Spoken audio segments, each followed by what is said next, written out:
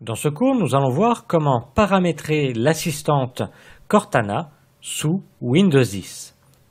Alors la recherche vocale avec Cortana ne fonctionne qu'avec un compte Microsoft. Donc il faut déjà en créer un si vous n'en avez pas et puis donc le paramétrer avec votre compte Microsoft. Alors un compte Microsoft fonctionne avec une adresse mail tout simplement qui peut se terminer par Hotmail, Outlook ou Live, ou alors avec votre propre adresse mail et avec le mot de passe Microsoft. Alors vous avez Cortana ici en bas à gauche, c'est la case de recherche, mais vous l'avez aussi dans le menu démarrer. Cortana ici, si je clique dessus, il s'ouvre comme si je cliquais ici dans la case de recherche. Donc bien entendu, je peux utiliser Cortana en tapant ce que je veux, admettons météo Dijon, et j'ai automatiquement le résultat où je valide avec entrée et j'aurai ici un résultat détaillé. Voilà. Ou alors je peux utiliser le micro, mais pour cela il faut que Cortana soit paramétré. Vous voyez en bas à droite je n'ai pas le micro.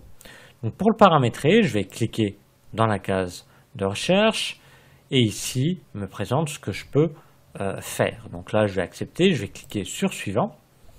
J'accepte ici les conditions d'utilisation de Cortana et je lui dis comment je m'appelle. Donc là, je dis le nom que je veux, mais moi, je vais indiquer mon prénom.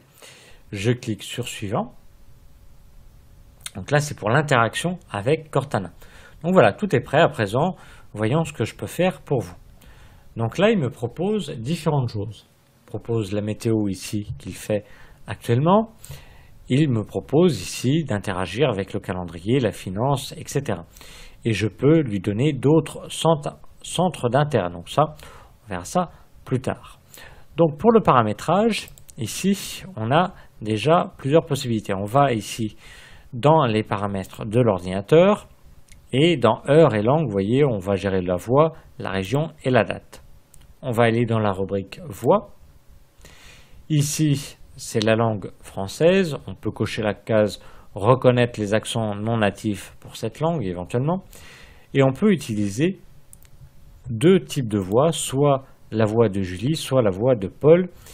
C'est-à-dire que quand on va faire une interrogation avec Cortana, elle va nous répondre ou il va nous répondre par audio.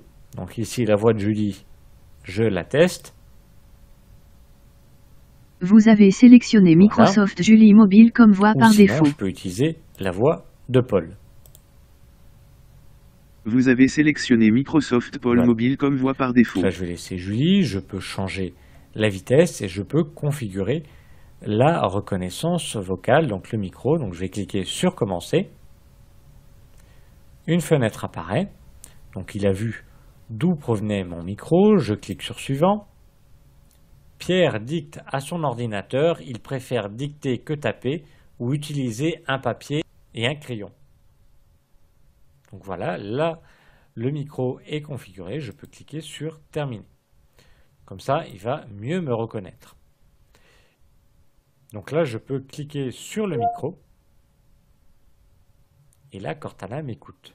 Donc là, voilà, il écrit ce que je dicte. Donc là, je vais l'arrêter avec la croix et je vais lui demander, admettons, la météo de Dijon.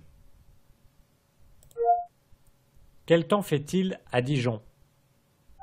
Il fait 32 degrés en ce moment à Dijon, avec du soleil. Alors là, après, quelle que soit la ville. Quel temps fait-il à New York? Il fait 22 degrés en ce moment à New York, voilà, avec du soleil. Cortana est paramétré. Nous verrons dans une autre vidéo comment interagir avec Cortana et nous allons voir comment faire en sorte d'éviter de cliquer sur le micro pour interagir avec elle.